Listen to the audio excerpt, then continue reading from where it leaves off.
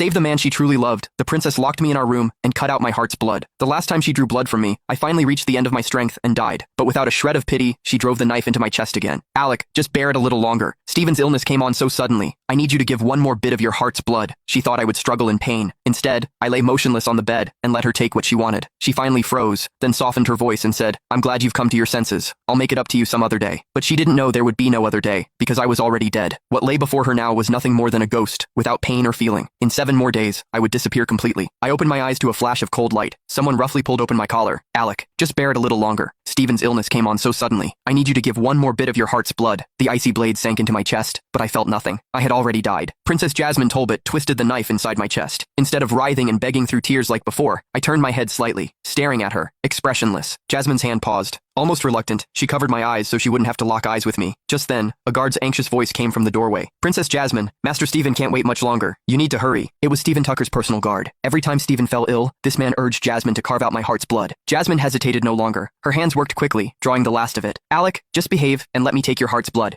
You should feel blessed that you're able to save Stephen. Once he has recovered, I will compensate you. Beneath her palm, I closed my eyes, holding back bitter tears. Another day? She didn't know my life had ended today. When I lay still, Jasmine put away the blood, tucked the blanket around me, and left without looking back. I watched her hazy figure retreat, letting out a soft laugh. Then my lips froze. My tears finally broke through. A month ago, her cousin Stephen had returned to the capital after his wife's death. Because his old heart condition flared up, he needed compatible heart's blood for his medicine. Using her authority, Jasmine tested every blood source in the city. Only I matched. We had been married for 5 years. At first, she only agreed because of my father's dying wish, but later, we grew close. She would care for me day and night when I had a cold. I personally saw to her meals, never letting anyone else do it. I never thought that for Stephen's sake, she would personally carve out my heart's blood. Time and again, I begged. Time and again, she took it by force. Until today, when my life force failed, I withered and died, but she was like ice. She didn't even notice I had stopped breathing. All she cared about was taking my blood to Stephen. Because my resentment was too great, I could not enter reincarnation. The King of Hell gave me 7 days to return to the living world and settle my grudges. But when I opened my eyes again, Jasmine still tried to carve out my blood. I was already a ghost without feeling, yet my chest ached as if wind were blowing through a hole in it. Cold tears spilled from my eyes. I pressed my hand to my chest, thinking bitterly that in 7 days, I would disappear completely. The next day, I went out to order a coffin for myself. The coffin shop owner was surprised. Young man, you're still so young. Why are you preparing a coffin for yourself? I smiled bitterly, shaking my head. He gave me a sympathetic look and let out a small sigh. He must have thought I had some incurable disease, but I didn't bother to explain. There was no escaping death. After taking care of that business, I slowly wandered the streets.